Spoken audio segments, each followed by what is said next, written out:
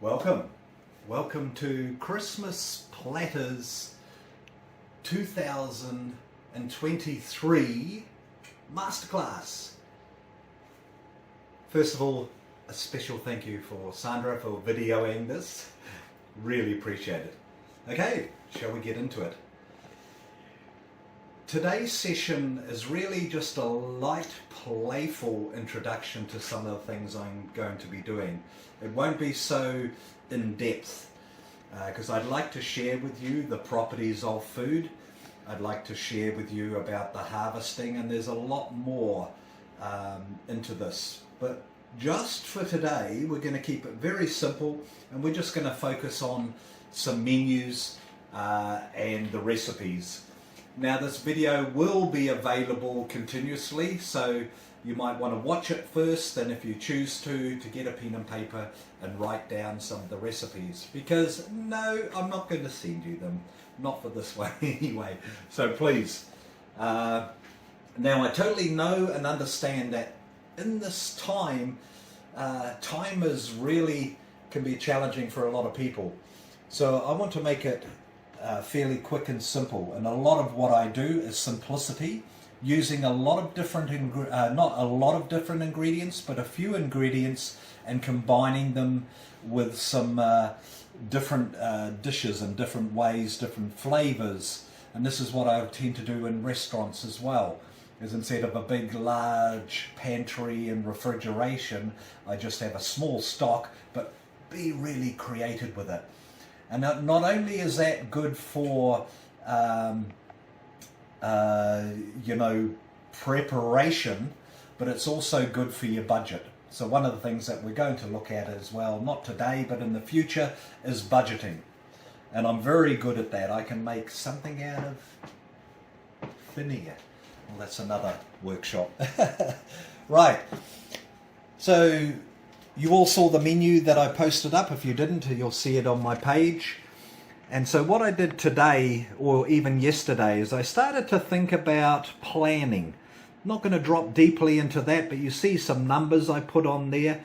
So I knew straight off, because I'm using chickpeas which are dried, as you can see here, I had to soak them. So I soaked them overnight, and then I did about 1 cup of chickpeas in this one, which I doubled up the water and soaked them overnight, and then I also did the same, but today I cooked and strained off, but I kept the water from that. So these are the cooked chickpeas, and this one is the raw chickpeas. So that was preparation for yesterday. Today, in the interest of this cooking class, I've gone ahead and made the rice already, or cooked it up. So it's just come off the stove. Now, just quickly go through the rice making, and in other classes I'll teach you how to, in different dishes, you would cook your rice in different ratios of water to rice. So what I've done in this one, because we're going to be making, this is for the kedgeree rice balls with the smoked salmon on there. What we're going to do is I wanted it a bit stickier, a bit like sushi rice. So I cooked it in more water. So as you can see, it's just come off the stove. And what this has is, you can see it's a little bit stickier. Just, that's perfect. You know, so it just comes off and falls off there, but not overcooked too much. We don't want stodgy rice. Anyway, so what I did with that is 1.5 cups of rice, and then I did double the amount of water. So if you're looking for a wetter rice, you're using more water. So my extreme ratios, if I'm doing like a fried rice and I want the rice to be flaky and a bit drier, I'll probably use 1 cup of rice to 1.25 cup of water. If I'm using it for fried rice, I'll tend to wash off the rice. And the reason for this is because the rice is continually rubbing together in the sack and being transported or in the bags, it has the kind of starch, or it's kind of like sandpapered, and so you have the starch stuck on the outside. Not so bad when we want a sticky rice, but if you want to do it for fried rice. Okay, so that's enough on there, so that's cooked and that's just cooling down, so I'm going to put it over on the stove. On the back, out of the way. Right, so the next thing we're going to do is we're going to make the carrots and get them prepared. This is for the smoked salmon kedgeree rice balls. Smoked salmon can be quite expensive. Also, if you're a vegetarian or a vegan, it's not really an option. And some places do over process and put too much chemicals into their smoked salmon. So I'm going to show you the poor man's smoked salmon, which is really quite tasty. Good friend of ours, Helen, she introduced me to this in one of our sanctuary gathering shared meals, and yum, it's delicious. Firstly, I've peeled it, and that just takes off a little bit of the bitterness. And then instead of using, I'll just grab the other. That's what a lot of people use, and that's okay to peel things with. But for this thing, I've just got a bit more of a robust, thicker one, and you'll see why. If I did it with this one, I'm getting quite thin pieces, and they don't always hold up so well once they're cooked. Okay, you can, if you wanted to, if you didn't have one, put them like that after we've tossed it in the oil. But for today, I'm just going to show you. You can see the difference there. That's a lot thicker, and once they're cooked, they're going to be really, really nice. So we're just going to peel that up,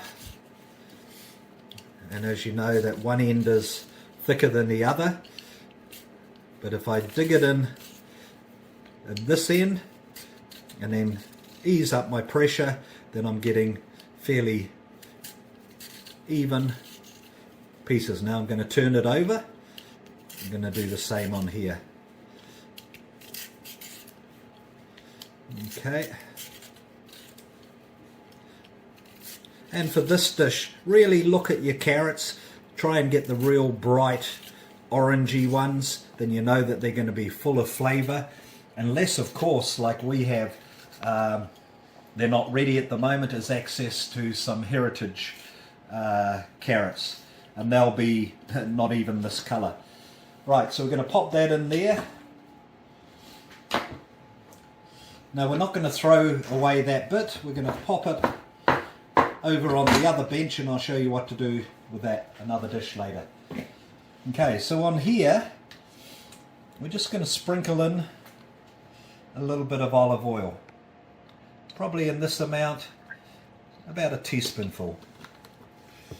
Then I'm going to get a bit of this is smoked paprika. You can get different kinds. This is a Hungarian, which tends to be a stronger one than the Spanish one. The Spanish one you can tell because it's like a brighter red. Okay, so I'm going to put in about that amount. Okay. So the next thing is, I like to use Celtic sea salt. The reason for that is it has over 80, you can see it looks like sand, has about 80 different minerals which are really good for you. So rather than your table salts will tend to have anti-caking agents in there which they're bulked out with, and that's why you can sprinkle salt, a table salt on food, and you tend to use quite a bit, whereas on these ones just be careful because you don't need too much. Okay, so I'm going to also, because I like garlic, other things you can put into this, you can put in some fresh chopped dill or dried dill. I'm just going to put a little chopped garlic in there because I do love my garlic. Now I did wash my hands, but I'm just going to do a quick rinse off in case I've touched something, and now I'm just going to... The reason I'm using my hands is because I'm a chef, and that's okay, we're allowed to. No, as long as you keep your hands nice and clean, then there's never a problem. But if you're touching a lot of plates and dishes, you know, just keep washing your hands. And this just makes sure that I can really get into there and spread it around. Okay, I'll just wash my hands off. Then what I've done is I've prepared a pan with some greaseproof paper, and just going to put that on.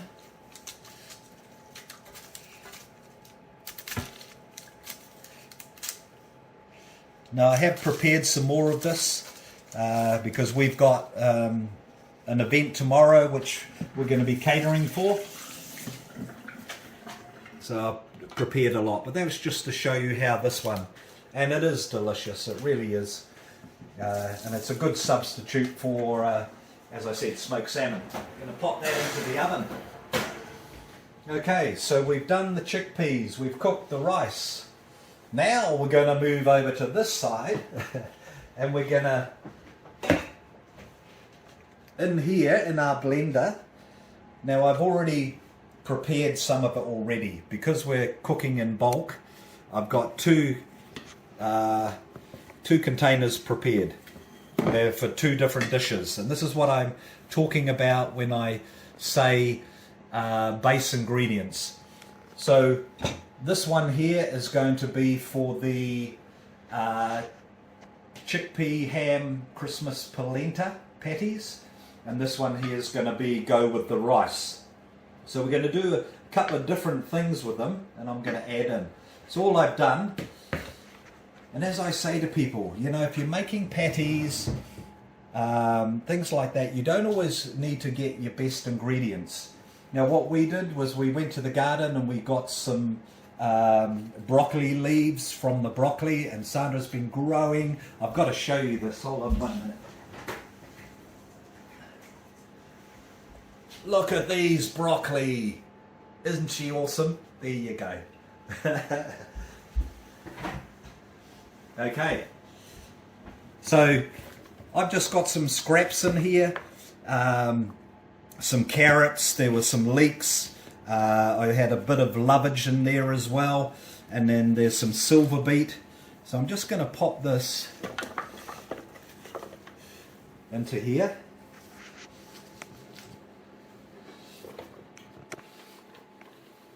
And we're just going to turn that on.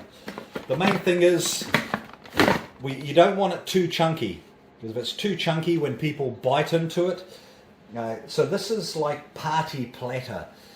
If you were making it for a main dish, you might want to make a bit more texture on it. But just for today, we're doing smaller, more hors d'oeuvre or finger food kind of thing. So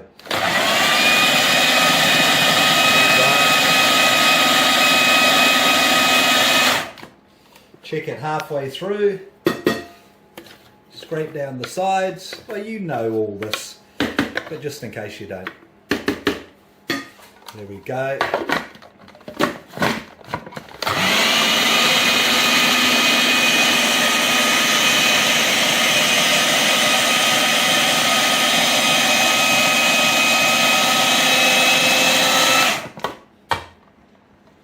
There we are.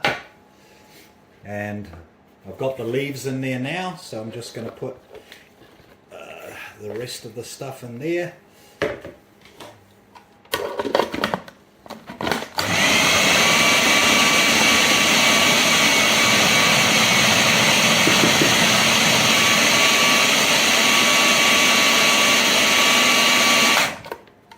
This is where some of your texture comes in by you know, having a nice, and I keep it raw rather than for the patties at least.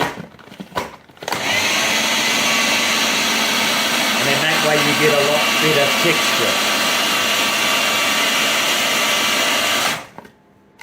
Because texture is something we'll go over, you know, the importance of it. You know, a lot of dishes, they might start off really, oh wow, this is yummy. But if you haven't got a contrast in textures, then what can happen is people get a bit bored. It starts off, wow.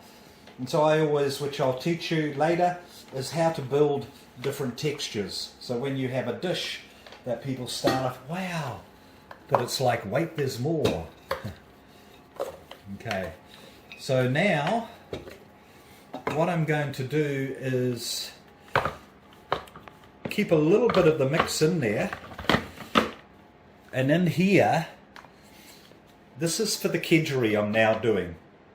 So I've split the mix but specifically for the kedgeree, I want to get some fennel in there. It's not a traditional ingredient. Usually, traditionally in your kedgeree, you've got celery, onions, some of them have a bit of carrot, and hard-boiled eggs. But just for this one, and that's what I'm talking about, taking things to the next level, but learning how to do that, because some ingredients, if you add them in, they can either spoil a dish. So when I talk about fennel, I want it as a back note. I don't want it to take over the dish. Now the curry and all of that in the kedgeree should hold it and keep it as a back note. If I wanted it more forward, I would add in more there. And in the cooking classes, you'll learn that. You know how to build in your flavours, how to layer your flavours into food as well, make them more exciting. So I wanted this to be a bit more sexy as far as a dish, and that's why I put in the, what did I put in there? I put in the, fennel, yes. It's okay, you can speak as well from here. This is the, there we go, right.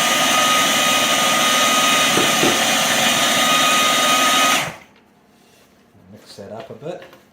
And that's why I left some of the mixture in there, so that it'll grab this fennel leafy.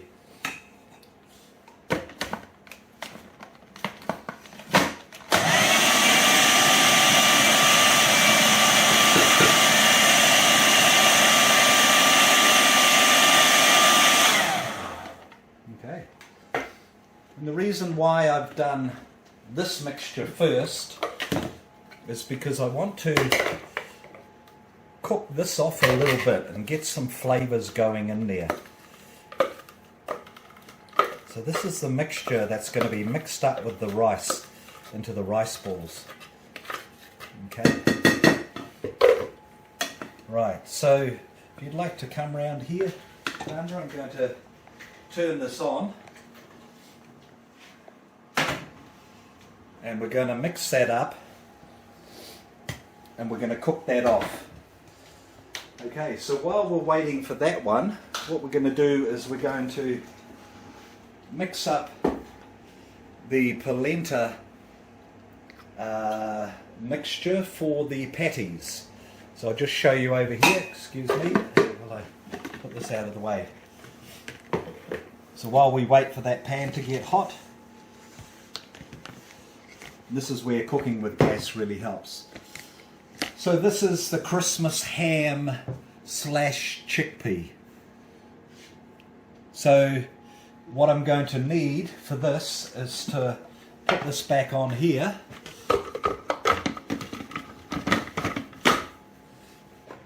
Because I want to do the chickpeas. Now the reason why I do the chickpeas in two different ways is because when the chickpeas are raw, they are quite a good binder as well, and like a lot of the Indian dishes as well, they'll might get lentils like raw, soak them in their dishes, and then they make a paste out of them, and then they make fritters. So this is a kind of a variation on that. So on here I'm going to bring the cooked ones. Now for the cooked ones, you can leave them whole. I would leave them whole if I'm doing them as a main course dish, so then it gives it a bit more texture. Well, what I'm going to do is I'm just going to blend them a little bit, not too much. Just I'll shake it up a bit. Here we go.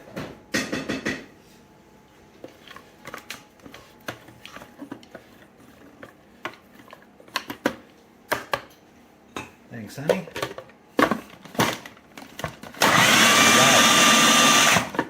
There you go. So you see they're still fairly chunky. And that just gives, as I spoke of before, we're talking about textures. if I just made a patty, and you know, you've probably had it yourself where you go for, what's that? Is that the pot for that to go in, or do they go in? Yeah, no, that's the herb one. no, that's the kidgeri. Okay. Okay, all right. This is the chickpea ham Christmas one we're doing now. Cool. Cool. So what I've got,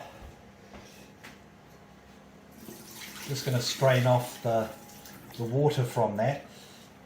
I don't tend to keep the soaking water, but I'll keep the cooked water, because the cooked water for chickpeas, if you ever want to do a eggless aioli or something like that, that's really good. So we're just going to throw, now these ones I want them a little bit more chopped up. I'm also going to add in, because I want this to get a bit chopped up, this is mandarin skins, okay? And once again, I never throw anything away. Onion skins, mandarin skins, things like that, I'll put in a plastic bag or in a container in the fridge, and I'll use it for things like this. Plus there was a mandarin there, so I thought, well, I'll throw that in. Also, what I'm throwing into here is I've chopped up some rosemary as well, and that's gone in there. I'm going to put in some ginger. The reason I'm putting it into here, because I really want these flavors to blend through. So that was about 4 teaspoons of that, and I'll just go over and get some garlic.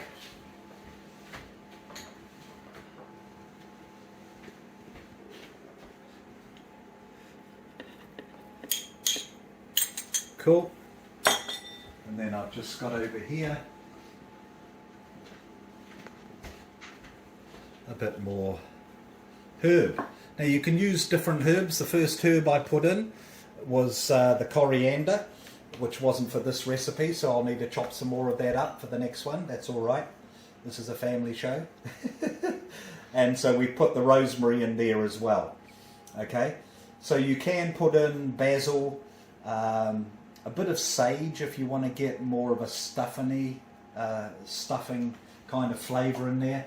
But generally for this, I'll keep rosemary, basil, thyme is another good one. Now I'm just going to bring all of that together.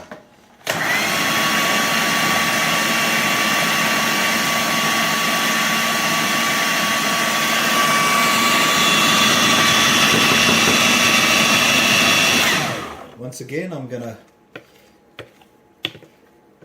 take it off, bring it out.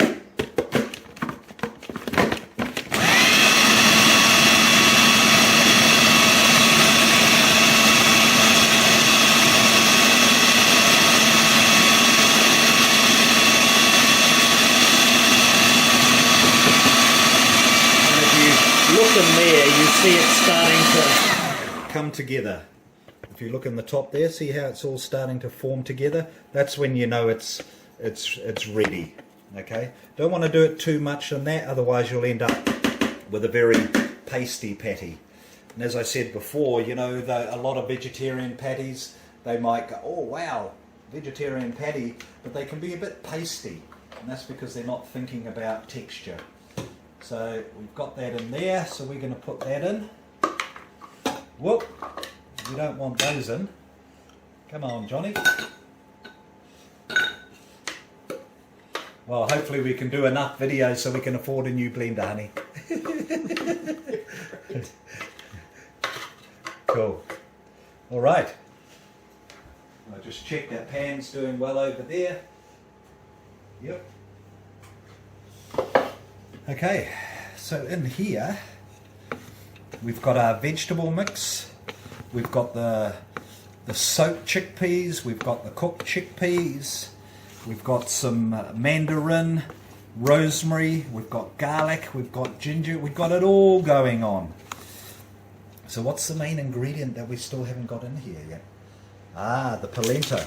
Right, so we're going to get some polenta. Is salmon okay? What's that? Those carrots, right? Yep, the carrots are fine, thanks son. There'll be another minute. Okay, so what I'm going to do is I'm going to put in some polenta into there. Now that's why I'm not going to send the recipe. In the future videos I will give you recipes and I'll be a bit more exact, but as I said, this is for an event we got on tomorrow, so we're cooking for quite a few people. So I'm just going to do this by feel. With that amount I'd probably be putting in about a cup of polenta, so I can measure that myself. That's a good chef's cup. Alright, and that'll bind it all, or give it some consistency, texture.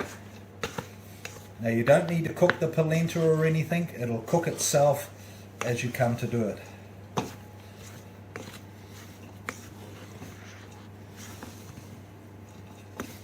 Right, now a couple of things we need in there which are important are some cracked pepper. Now we have some pre-cracked pepper here, don't be shy with it. And what's the other thing I needed? Salt. So a bit more of that lovely sea salt. Now just remember that this is salty salt, so it might take a little bit of adjustment getting used to. I'm just going to check the carrots.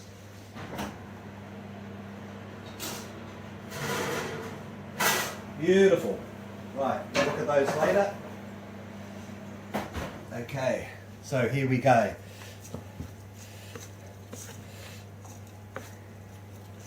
Blended all that in. Okay, we're going to leave that mix there for a minute or for a little while. Want some of those flavours to permeate, and then we're going to start putting some liquid, some binding agent in there, and I'll give you a couple of different ones that you can do. Now also, if you don't want to use polenta, you can use a flour if you're either gluten-free or wholemeal or a spelt flour, or the other one you can use is corn flour. So what I'm also going to do is put something special in here. This is made from another friend of ours, and this is magic green powder. Ooh, see what happens? I took the lid off and woo! And in here is about 4 or 5 different ingredients of different super greens, and in that'll be everything from alfalfa. I think in this one she put some stinging nettle. There was also some what do you call it, spirulina, and that's really good healthy stuff. The other thing I like to add into is hemp. I might put that one in later. Okay, so we're just going to leave that powder to soak in with that, and you'll see that this mixture will start to go quite green.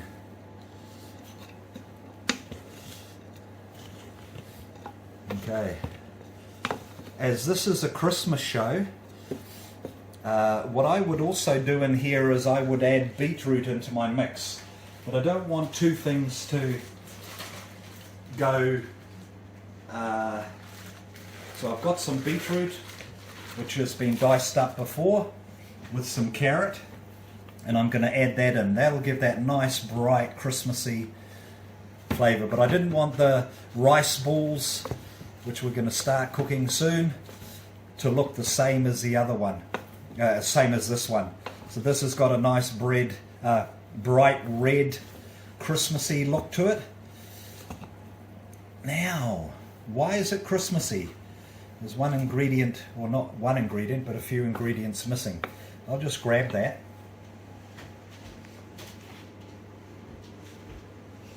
Okay, now in here, my little crushing bowl, and you can see in there I put in a few. It took a little while to get some of them, but I put in there some mustard seeds, some cloves, there's some allspice, I actually cheat a little bit and I put a little bit of garam masala, which is a mixture of spices in there. Now cloves is the most important one, because that's what gives it, you know, like a Christmas ham where you use the cloves. So I've made sure that if you don't want to do this kind of thing with a pestle and mortar, what you can do is you can buy in a mixed spice. I'd recommend Chinese 5-spice. That's always a good one. That's got cloves in it, star anise, and a couple of others, which would go well as a Christmassy. I'm going to make this really nice and Christmassy.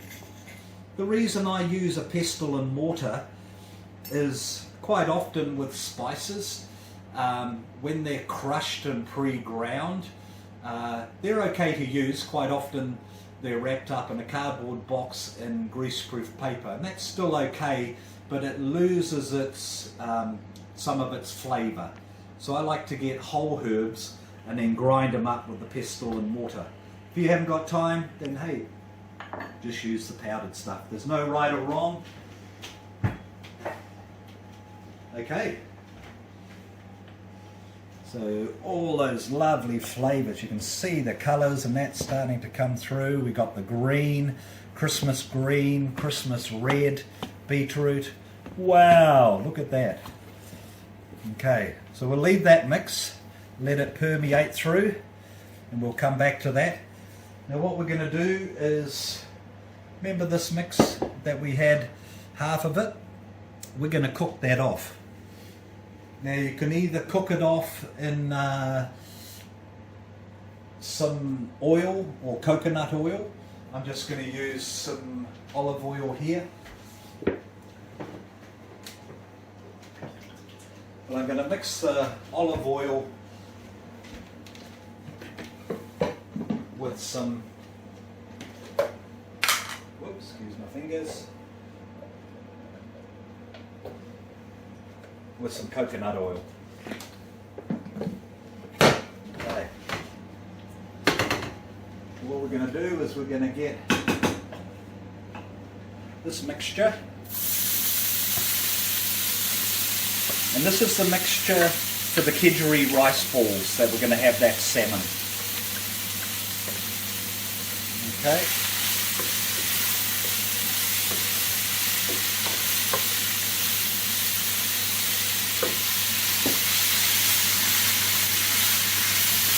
Okay, we're going to let that cook. Just don't want to cook it too long, but you don't want it to be raw. So that's all the flavours of the carrots, the onion. There's a bit of the lovage instead of celery in there. Lovage now, it is a bit stronger, so if you ever use that, just be careful because it is quite strong.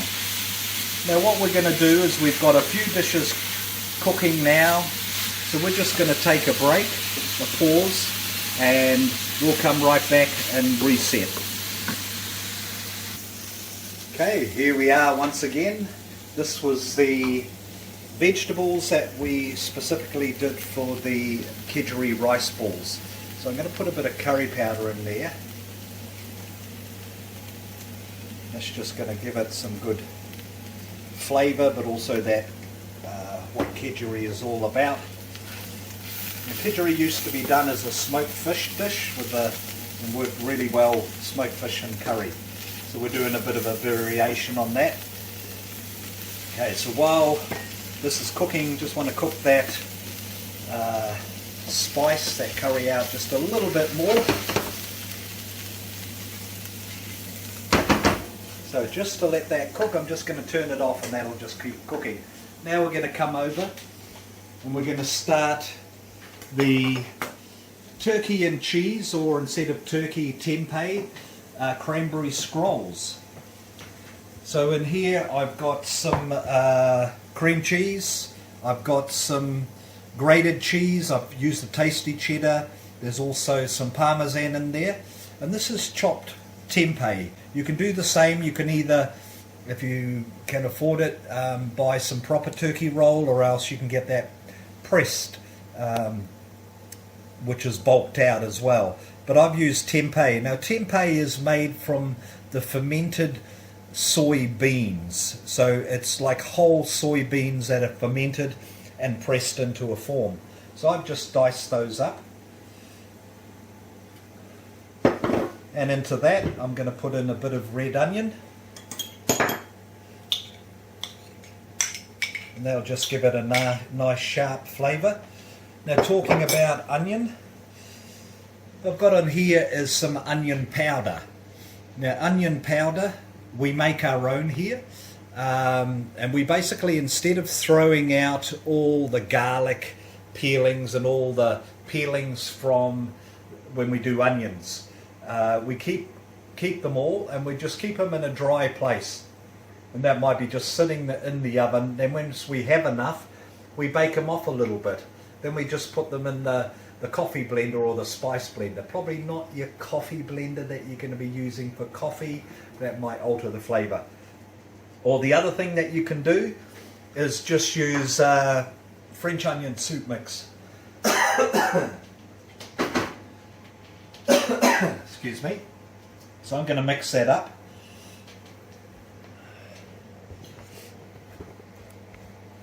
Okay, and then what I'm going to do is I'm going to add in some cranberries. Now that's about a packet of cranberries, but what I did was I soaked them in water. Okay, so they're all nicely soaked. How long for? How long do I soak them for? They were probably soaked for about half an hour, and then they plump out. It's the same with raisins or any dried fruits, but I put them in hot water. If you've got the time, then cold water is just as fine. Don't throw the water out, drink it, use it. It'll have a lot of good stuff in there, and it tastes pretty good too. I had the cranberry water for here. Okay, so we've got that there.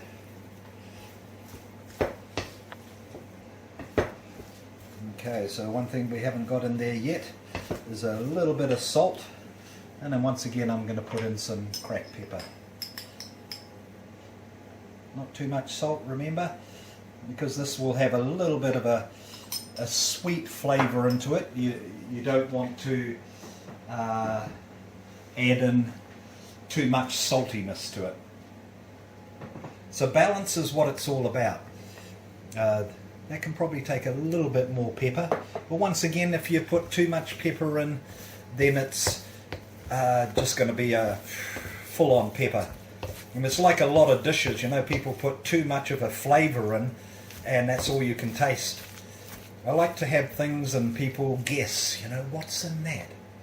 You know, what does he put in there? Now this is the base mix. And what I'm going to do now other things you can do if you wanted to, you can blanch some spinach off, squeeze it out, and you can layer that down and get that into there, and then put some of the mixture on. But just for today, we're just going to keep it fairly simple. So we've got the tempeh in there, we've got the cream cheese, the cranberries, we put in a little bit of garlic in there as well. So a whole lot of good, beautiful... Oh, okay, yeah, it might help, hey. This is I'm putting on is a pre-made puff pastry. Yeah, I'm not in the time frame to show you how to make our own. There are some quick methods that you can do to make that, but just not today on this one. Time is of the essence. Okay, so as you can see, it'll need a little bit of help there. So what I'm going to do is I'm going to get my chef's knife and I'm going to run it under some water.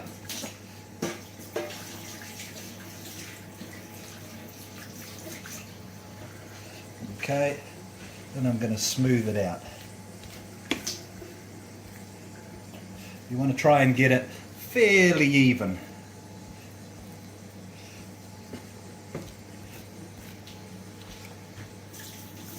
Now you might notice that I'm using different, like this is a pastry one, the other one's a rice one, and that just stops the sameness. If you had a plate of all patties, then, you know, it just, for a lot of people, it'd be a bit boring.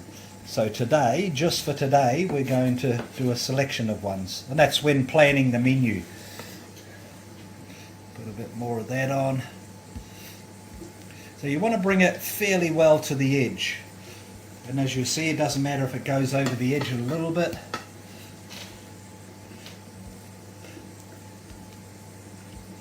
Okay, because you can bring that up. Now, as you know, in a lot of the pastry pre-made, they have this lovely idea of the blue plastic on the back, which I find very, very useful for what we're about to do.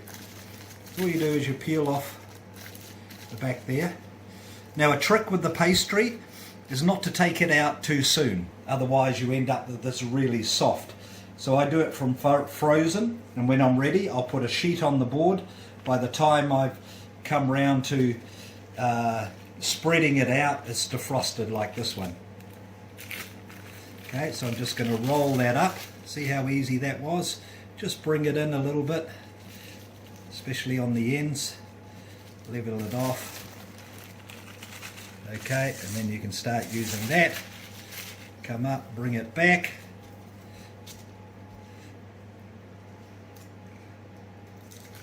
Now we're going to keep this on there.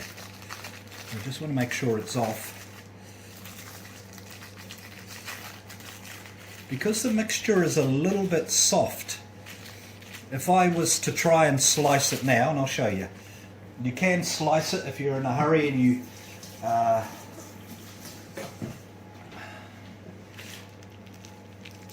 you see it gets a little bit squashed.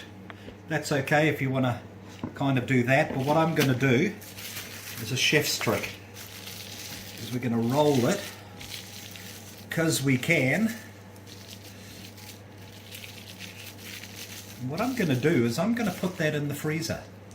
I'm going to put that in the freezer for a little bit just to get it set, because I like to do some nice even sharp faces. So what we'll do is we're just going to pause it there while I make up the rest of these for tomorrow, and then we'll come back and we'll show you finishing off one of the other dishes. Here we go, part 2. Okay, now this is the mixture that we made, which was half of the vegetables we chopped up in the food processor. Then I added the fennel and a bit of lovage. Cooked it up with some oil and some coconut oil as well, and then I put curry powder in and I cooked that curry powder out. The reason for this is we want this mixture cooked because we're going to serve the rice balls cold. I'll just show you how the salmon showed up. I don't think I showed you that before, or the carrot, the poor man's salmon. So as you can see, it's all nicely there. So we'll be putting that on top of the rice balls later. So here we go. So there's the vegetable mix, and there's the rice we cooked off earlier. So I'm going to put that into there.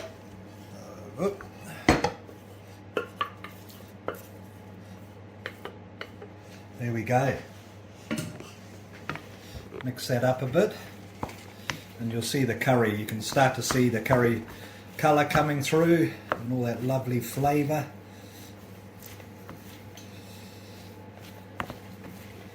Okay, that's mixing up nicely.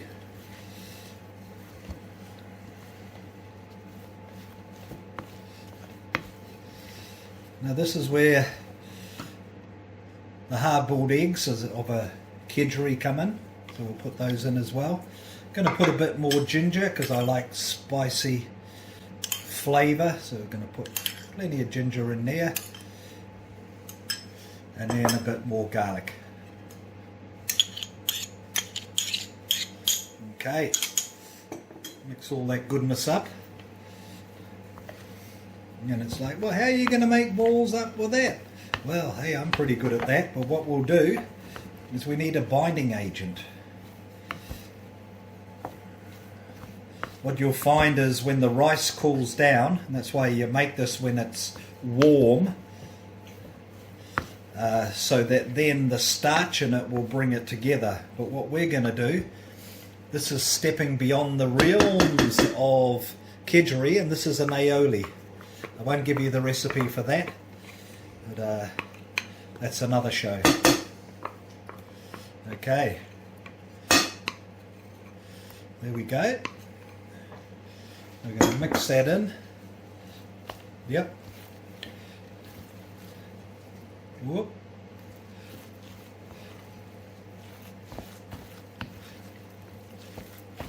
You're can see it start to bringing it together.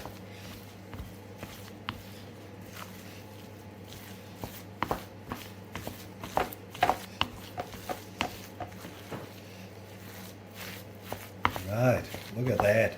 There we go. Now with a lot of the cooking that I teach, I'll tend to put a little bit of seasoning in things, but I also do a lot of my seasoning at the end. The reason for that is you can always add seasoning in, but it's very hard to take out once you've added it. And if you put too much salt into a dish, then there's ways around it, but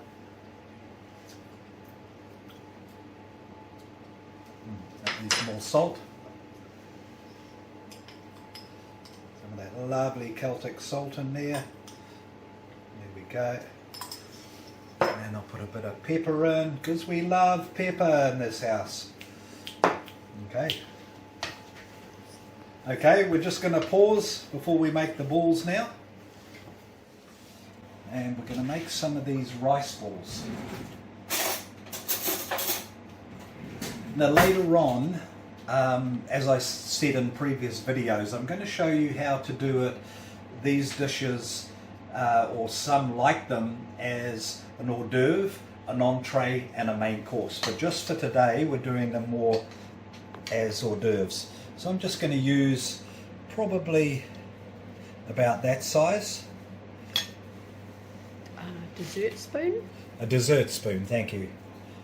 Okay, and then I'm just going to make them like that, little, and I'm just going to put them on there. Okay, that's a nice size. What you'll find is they'll sit in the fridge. You don't, if you're going to serve them, if you were serving them, say like today, they will sit. If you're making these up for tomorrow, then they'll sit even better in the fridge. They don't have to be set. So the spoon there is really just to show the kind of size. And I'm rolling it into a ball, squeezing it, and then you just see how I'm using my finger like that. Go like that. Okay? Right. Don't need to be too fancy or too around the shape in that, because we're going to put the carrot, or your salmon will go on the top of that. Right, so what I'm going to do is I'm going to finish off these balls in a little while, but just while we got the video running, I'm going to show you the Christmas ham or slash chickpea polenta patties, how to finish those off. Thank you, honey. Right, so this is the mixture where we had the chickpeas in there, then we put in the polenta, the vegetables, we've got the beetroot, we added as an extra thing, I put in the green powder. You don't have to have it, but the standard recipe is to use the chickpeas as the main grain base, or that roughage or texture. It's like in bread making, you know, you've got the rye or the wheat that kind of forms the base of it. So we've got the chickpea, right? Now you would put in your Christmas ham. Now if you're using ham, if you're using kind of the sliced pressed ham, because that is cheaper, then what I'd suggest you get, chop it up, put it in a fry pan with a little bit of oil, and then some of your spices that we put into this one. Remember, we put in the what I mixed up in this one, the clove, the allspice, or you can just get Chinese 5 spice. But to get some flavour in your ham, it's best if it's like a Christmas ham with the cloves where they used to stub them. You want to get that flavour permeating through that. Otherwise, if you just put ham, it doesn't taste so Christmassy. So now we've got that mixture there. So imagine if you're having ham, we put the diced ham in there as well. Now I've got some eggs, and that helps. You don't have to have the eggs if you wanted to keep it more vegan without the eggs, or you just egg intolerant, then you can use your chickpea water in there, and that'll bind it together. Okay, now because we're making up a fair bit, that's a lot of eggs, so I'm going to show you a cheat that I do, and I'm going to use a bit of coconut milk. Okay, and that's just going to help to bind that together as well. Need a bit more. Luckily I have one opened up just in case. Right, now just remembering that the polenta, because we put it in dry, it's a grain and it's dried, so it's going to soak up quite a bit of your moisture. So if you think, oh geez, that's very wet, don't worry, because don't make it too dry, because then you'll have this dry crumbly mix. So when I look at that, that is nearly there. Probably just needs a little bit more.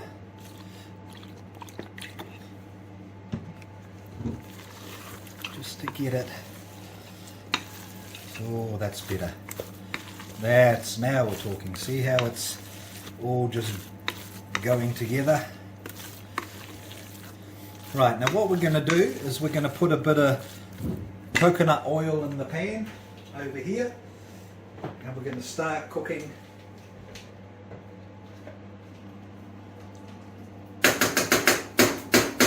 So for the purpose of the video, I'm just going to cook off a few of those. So I'm going to do the same as I did there before, but this time I'm going to use a bit of a soup spoon. And as you see, I've had my pan on, it's hot, and see it's starting to smoke. The reason for that is as soon as you start putting the food in, it's going to start cooling your pan down. See, I'm not being too fussy because I can shape them after. Okay? And remember, our time is valuable, so we want to be able to do these things fairly quickly. Okay.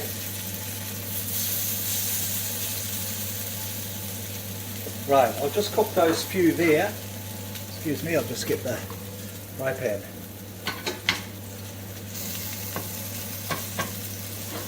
Make sure you've got plenty of oil in there.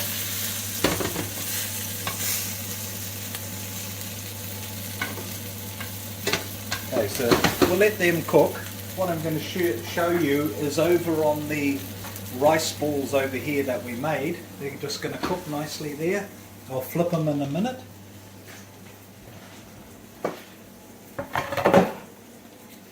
And it's up to you how much of this you really want to put on. Because I'm a nice guy, and see what I've done there is I've kind of rolled it up. And it looks like a little kind of rose going on there. I'll just show you that again. Because I've got a long strand, and all I've done is gently kind of rolling it up. Okay, doesn't need to be too fancy. If you don't want to muck around, then just put it on and scrunch it. Okay, it's up to you how fancy or how far you want to go. So you put that on prior to cooking the rice balls? No, we're not going to cook the rice balls. They're already cooked. Yeah. Ready to eat? Yeah, so they're pretty much ready to go. What we're going to do is we're going to set all this up, cover it all up, and then tomorrow, just before we serve it all, we're going to put all the garnishes on there. So we're going to do another video which will be about presenting. So these will be served cold. You can serve them warm. Okay, so now we're going to go across to the patties.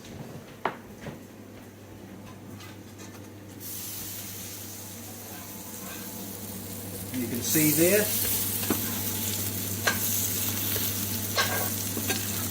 Turning them over. Now you can make them smaller or bigger. I mean, you know your people down here in the south, if I made them too small, they go, oi, where's the rest of it? So we're just going to make them a little bit bigger than the kind of one bite size. Right, so we're going to start getting set up now. We'll finish off all the rice balls, and then I'll finish cooking all those off, and then we'll get the whitebait and leek soufflés going. See you in a bit. Paul. Okay, part of our preparation for the souffles is we're just going to get the containers for the souffles hot. And what I've used is a mini muffin tins and also just normal muffin tins, and I'm just oiling them up. I tend to not use the canned sprays, some of the stuff that goes in there, not so healthy. So I tend to just use oil, and I just use a paintbrush. So what we're going to do is we're going to get this hot. So the first thing I wanted to do is just to show you on the preparation. I've boiled those ones already, and we're going to put those in the oven. Okay, we'll just pause there while we get the mixture ready.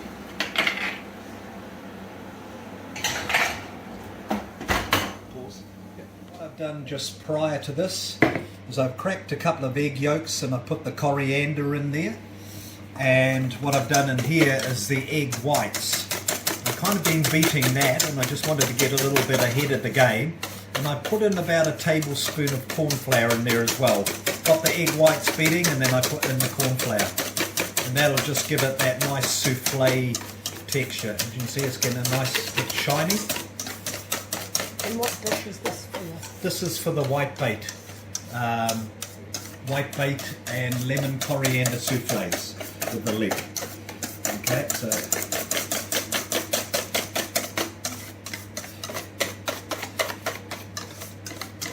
now as we're going to be serving our guests tomorrow, I'm just going to make up a bit of this today. We'll see how much, and then we'll be making the rest there. So see how that's all thickening up. Alrighty, what I'll do is get some tongs. What we'll do is we'll put some of this lovely, thank you Mabel for the dear friend. Brian. No, Mabel, whitebait, he'll know who I am. And we're just going to put in some of the whitebait there. I'll probably just use half of it. And a lot of people think you need a lot of egg with whitebait fritters. You do if you want to spread them out, but we don't need to do that. So here is the sliced leeks. Now what I did with the sliced leeks is I pre-cooked them a little bit. Now this is where I added in the butter, or you can use to give that nice flavour to it, or you can use an oil or a coconut oil to cook them in as well. So I put that in there, and what I'm going to do is mix that up. You see it's starting to come together.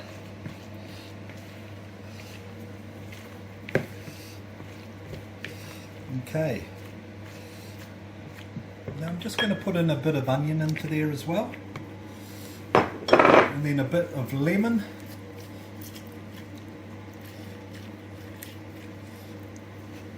A bit more lemon, I love lemon. Bit of lovely salt.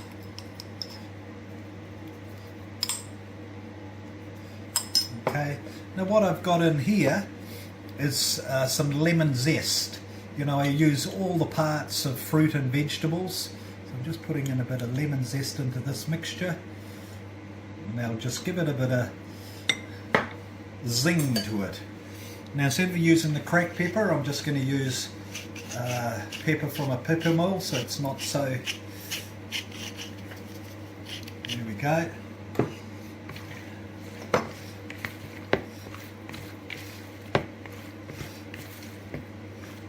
Okay, we've got that part there, ready to go. What I'm going to do is put in the egg whites. You can see they're already starting to set. Now if you want to, you can put in more eggs into it if you want to spread it out a little bit, as I've added in the now don't mix it too much, you want to be folding it over. See what I'm doing there? Just kind of gathering it in and then just folding it over, okay? You want all that air to stay within. That's the souffle part. All the air as much as you can to stay inside the mixture. Okay, so that's about it. You can still see where the egg white is still there. Now I'm going to grab out the heated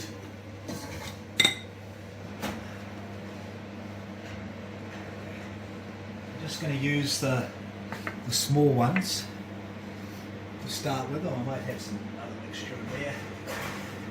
Just leave them in the oven, because the trick to this is having your pan hot, and that just sort of stops it sticking. And now what I'm going to do is just fill these up. Don't fill them up too much, just because they're going to rise up a little bit. Not a lot, but enough to, if you fill them up too much, they're just going to go everywhere. Whoops, put too much there. Okay. Alright, I'll keep going with this, and then we'll catch up again tomorrow and we'll look at plating and presenting the food. So have a good evening, good afternoon, morning.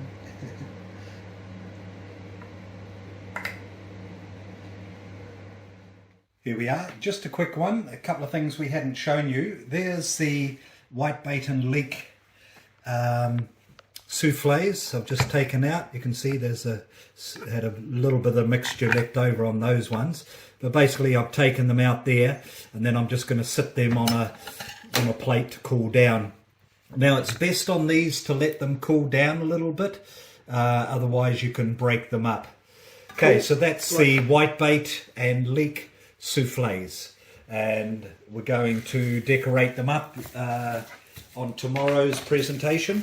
Now this was the turkey tempeh rolls. Now they've been in the freezer, and it depends on your freezer, for about an hour. Now if you remember the one that we sliced, it was all quite squashy, whereas this one here, see what I mean? I was just wanting to get more of a nice sharp looking edge on them. See, that's an even better one there. And what we'll do is we're going to slice all these up, we'll put them on the tray, and then we'll bake them in a hot oven for about 10-15 minutes, and they'll be really nice and tasty with that cranberry and the cheese. If you use turkey, you'll have a nice turkey flavour. And I'd probably suggest a bit on the, if you're using turkey, is to do the same. Remember how we did with the ham? We kind of fried it up a little bit to get some of that flavour with the spices. So you might want to do that with your turkey to get the flavour in there, or even with your tempeh. You know, a little bit of soy sauce, bit of honey would go nice with that. So I'll just keep slicing this. I've got a lot of food to prepare before we get set up for tomorrow. Yes, Sandra? Can you use your leftover turkey from Christmas Day? Of course you could. Yeah, of course you could. Yeah, just make sure you cool it down first, and that the turkey sets as well. But yeah, this is more for pre-Christmas. Yeah. If you wanted that, or else it doesn't need to be. You could always make these up. You can leave them in the freezer for when you need them. So you could make, after your Christmas ham, you could say, right, I'm going to make up some patties with it, or turkey rolls with it. And then if you go into a party platter, to a place where you need a party platter, then that's all you need to do. Grab one of these out, grab some of your patties out, or a patty mix. What I'll quite often do, which I'm going to do today, is I'll put them into little takeaway containers, label them up and put in the fridge. So whenever we have a party that we're going to, I can just grab a roll of this out, I can grab a container of the mixes, and then I can just put it together. Easy peasy. Okay, we'll see you tomorrow in presentation. Meantime, Sandra's going to taste test. Aye! Good on you. You deserve it. Oh my goodness. That is delicious, Johnny Bear. Yeah. Anything you feel it needs in there, or? No, it just needs to be in my mouth. Okay, I'll just keep going with this and getting everything ready for tomorrow's big event. Bye for now. Thank you, Johnny. Hey, you're welcome. On this beautiful morning here at the sanctuary, in the sanctuary kitchen, we're just putting the last finishing touches onto the platters. I would have liked to have shown you how to design the platters and all of that, but we can do that when we get together on future events and future videos. So what I want to do is to show you two presentations.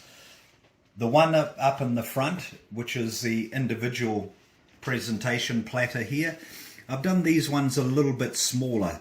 So these would be classed more as like a canapé or derby kind of thing, which is usually 1 or 2 bite sizes.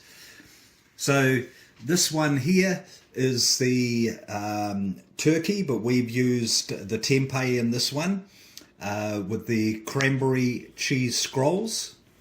And then here is the, which we did the soufflés with the white bait. And we also put some leeks in ours, so you can see those, and they came up all nice and light and fluffy. Then what I did was I put some tomato there. On a future video I can show you how to twist the tomato like that.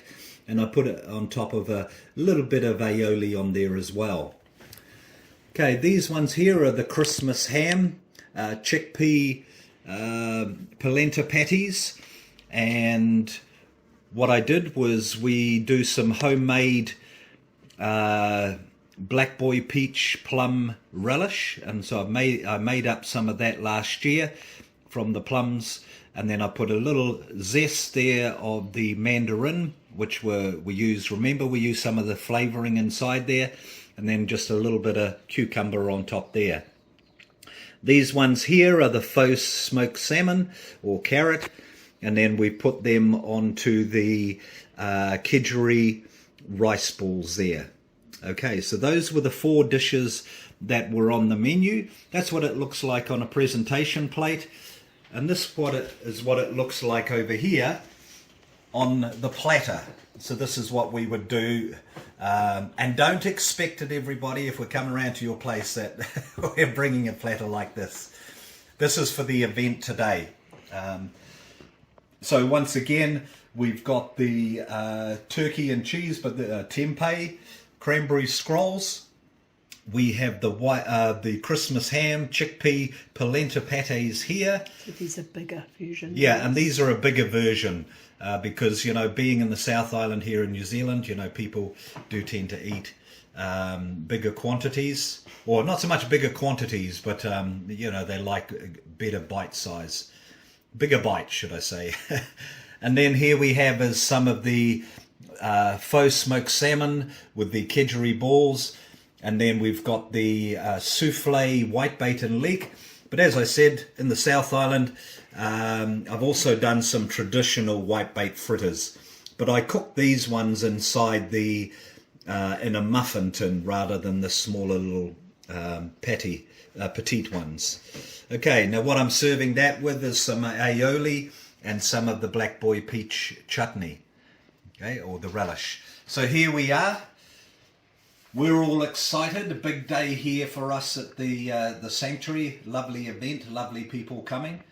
So this is just one of many platters. I'd like to personally thank Sandra for she stepped up to the plate to do all the video and behind the scenes, and this is the first of many videos that we hope to. So we'll get better at the videos, at the content.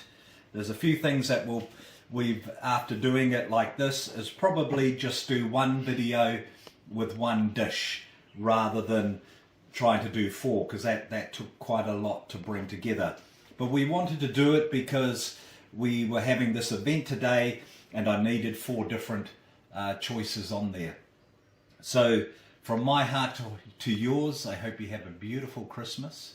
Now feel free to use any of these dishes, 1 or all 4 on any platters, and just have fun with it. I mean, that's what cooking is about. And the secret ingredient in all of my food is aroha. It's love and passion. And if you sprinkle a good dose of that in your food, you can't go wrong, because everything is energy. Okay, so from my heart to yours, would you like to say anything, honey, before we go? Thank you, Johnny, and thank you for sharing your love of food and the beautiful way that you present it. I'm so blessed.